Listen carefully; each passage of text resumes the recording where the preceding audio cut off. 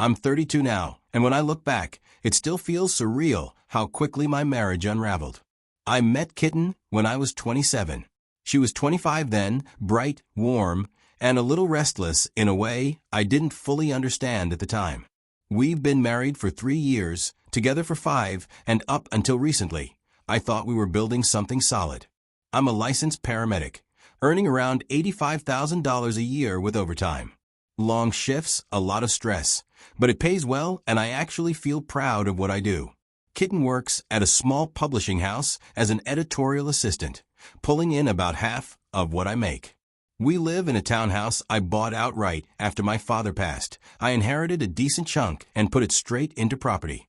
It's been titled solely in my name from day one, though she helps with day-to-day expenses. Our arrangement was always fair. I handled the mortgage and taxes. She chipped in for groceries, utilities, and small upgrades. The first 2 years of marriage were simple and comfortable. We argued about silly things like whether the dog should sleep in the bed or not, which takeout spot was our usual, and how late we could realistically stay up binge-watching shows on weeknights. Nothing out of the ordinary. The cracks started showing about 8 months ago, when Kitten's childhood best friend, Melissa, moved back to the city after ending her engagement. Melissa was 29, newly single, renting an upscale apartment downtown that screamed temporary freedom more than fresh start. She was constantly posting about wine nights, rooftop parties, and choosing joy. Kitten got sucked in almost instantly. Melissa had this way of talking like every opinion she dropped was some profound revelation. She was attractive in that overly curated way. Expensive hair coloring, nails always done, outfits that look styled for social media instead of real life. And she had stories for days about how her ex never appreciated her until she left, about how women should never settle into marriage, about how passion should feel like fire every single day. At first, I thought Kitten just enjoyed catching up. But slowly, she started parroting Melissa's ideas at home. Why didn't I surprise her more often? Why wasn't I jealous if other men noticed her? Why was I always tired after my shifts instead of whisking her away for late-night adventures? Suddenly, being dependable and steady wasn't enough. It was boring. The tension came to a head one Thursday night. I'd worked a brutal 14-hour shift, 2 cardiac calls back-to-back, came home running on fumes. Kitten was sitting at the dining table, wine glass in hand, looking like she'd practiced what she was about to say. "I think we should take a short break," she told me. "Not forever. Just 2 weeks. To remember why we chose each other." I'd heard this script before. My buddy Mark went through the same thing 2 years ago. His wife wanted a trial separation to gain clarity. She gained it in the arms of her coworker. Cost him his savings and almost his sanity. Kitten wanted the same performance, me panicking, chasing, proving myself. But instead, I just nodded, grabbed leftovers from a fridge, and said, "Okay, if that's what you need." The disappointment flashed across her face immediately. She wanted drama. I gave her indifference. That was the moment I realized she wasn't after solutions. She was after theater. By the next morning, she had 2 suitcases packed and was on her way to Melissa's. And for the first time in months, the house actually felt calm. The first week after Kitten left, Melissa ramped things up. What had started as the occasional check-in became daily messages. "How are you holding up? Thinking of you, today." Then came the photos. Melissa at the gym in leggings with the caption, "Staying strong." Melissa at a cocktail bar, eating alone again. Melissa lounging by the pool in a bikini, sunglasses tilted just enough to look inviting. Every message was deliberate. Every image designed to plant herself in my mind. Mark, my best friend, was having the time of his life roasting her texts. "Look at this one. You're stronger than you know." "What is she, a Hallmark card?" He scrolled to the next one. "Yup, called it. Motivational quote incoming." I played along carefully. Just enough replies to make her think I was vulnerable, but never crossing the line. That's when she dropped the hook. "Friday evening. I need to tell you something, but not here. Can we meet?" We met at a cafe downtown. Melissa showed up looking nervous, checking her phone constantly like she expected someone to interrupt. "I hate to be the one to say this," she began, lowering her voice, "but you deserve the truth. Kitten's been seeing someone. She leaned in like she was delivering classified intel. His name's Jace. Marketing guy. Drives a BMW. Divorced. I saw them at dinner last night. It wasn't innocent. I put on the devastated husband act. Shock. Disbelief. Pain. Exactly what she wanted to see. She reached across the table and put her hand on mine. I'm so sorry. I know how much this hurts. But you deserve someone who values you. That night, I did something I'd been avoiding. Kitten had left her MacBook at the townhouse, still synced to her iCloud. Messages, photos, everything poured in. At first, it was harmless, industry chatter, venting about her job. But then the shift, complaints about me, how I was distant, how Jace made her feel alive. By the second week, the messages were explicit. Plans to meet. Photos I didn't want to see. Voice memos I refused to play. The final nail was the financials. Our shared credit card showed 3 expensive dinners, all at places I'd never taken her. A $320 charge at a boutique hotel downtown. All on nights she told Melissa she was running errands. The hotel bill was undeniable. She'd used our joint money to fund her affair. I called Mark. Found it. She's been with him for weeks. Receipts, texts, everything. Damn, he whistled. So Melissa convinces her to take a break, then swoops in as the truth teller while making herself look like the loyal one. That's next-level manipulation. By Monday, I was in my lawyer's office. Jace, a no-nonsense family attorney, read through the evidence. You've got everything you need. Texts, receipts, hotel records, all admissible. With this, the house stays yours as premarital property. Expect at least 60% of joint assets, maybe more. And no spousal support. Adultery forfeits that right. Timeline. 3 days to file.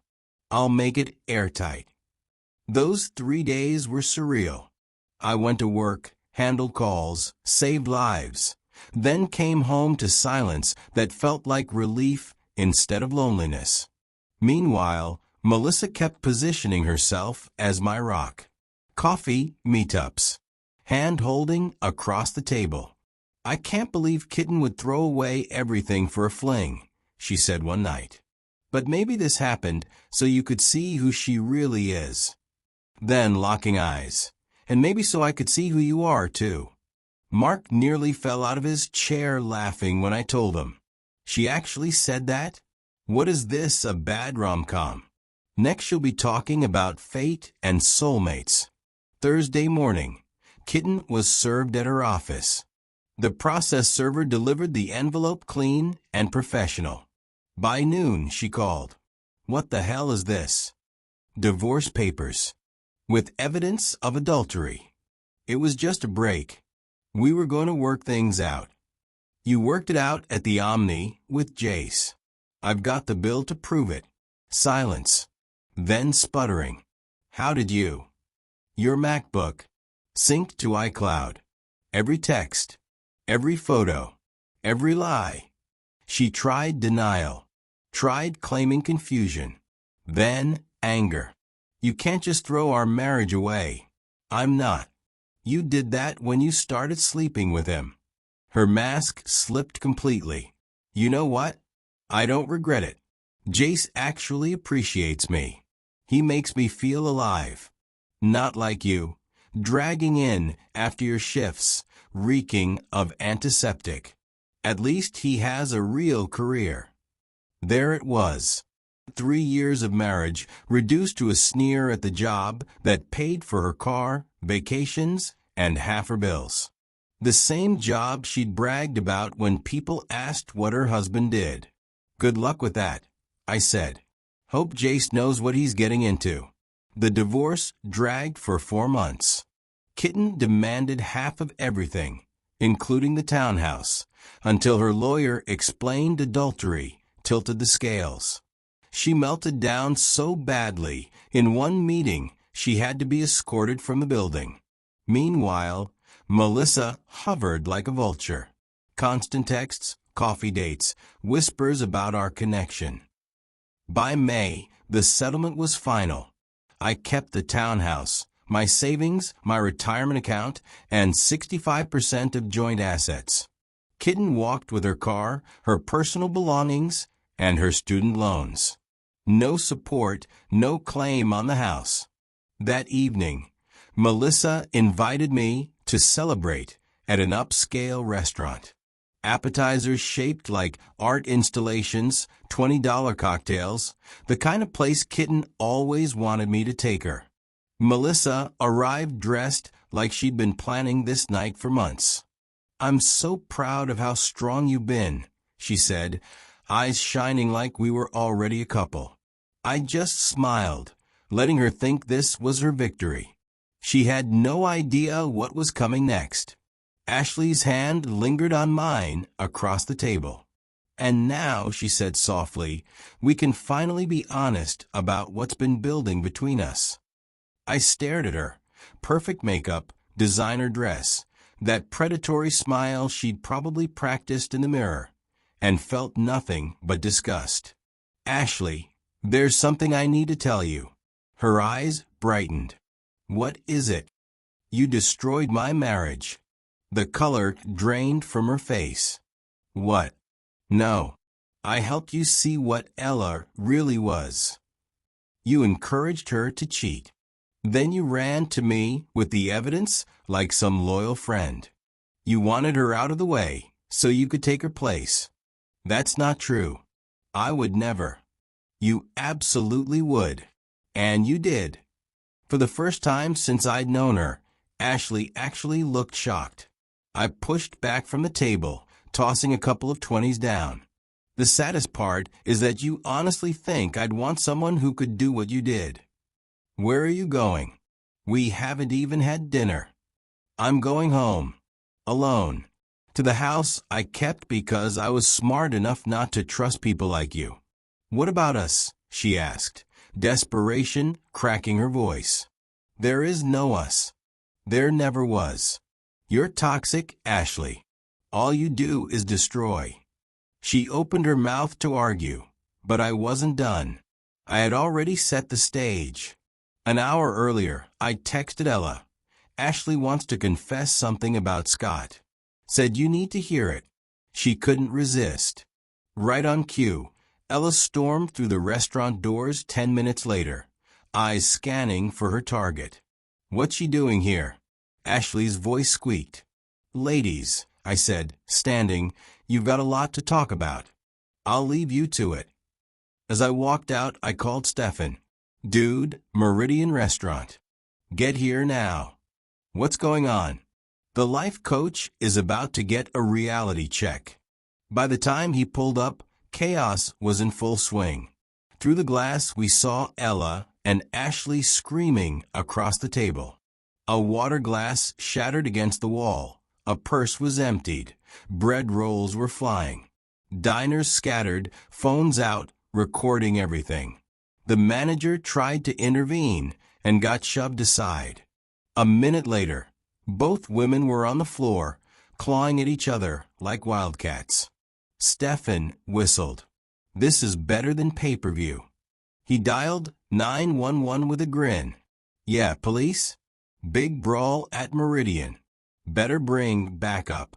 5 minutes later, officers arrived to the site of 2 grown women, hair tangled, mascara running, shrieking at each other while restaurant staff tried to salvage what was left of dinner service. Both were cuffed and hauled outside, still screaming through the windows of separate squad cars.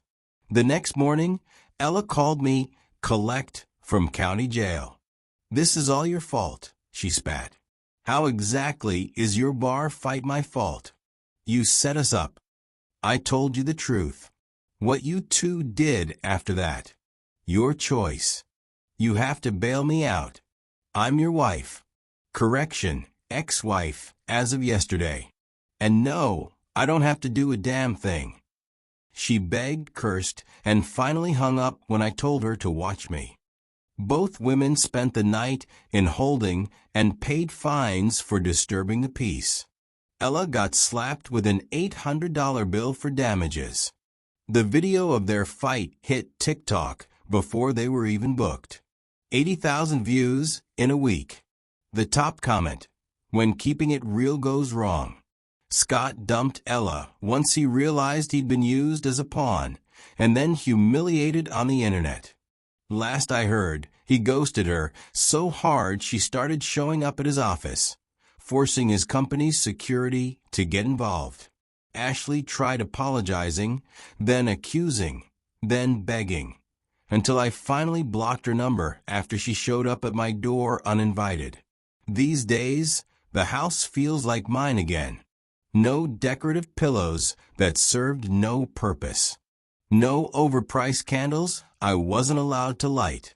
I bought a sectional, a 65-inch TV, and turned the spare bedroom into a proper home office.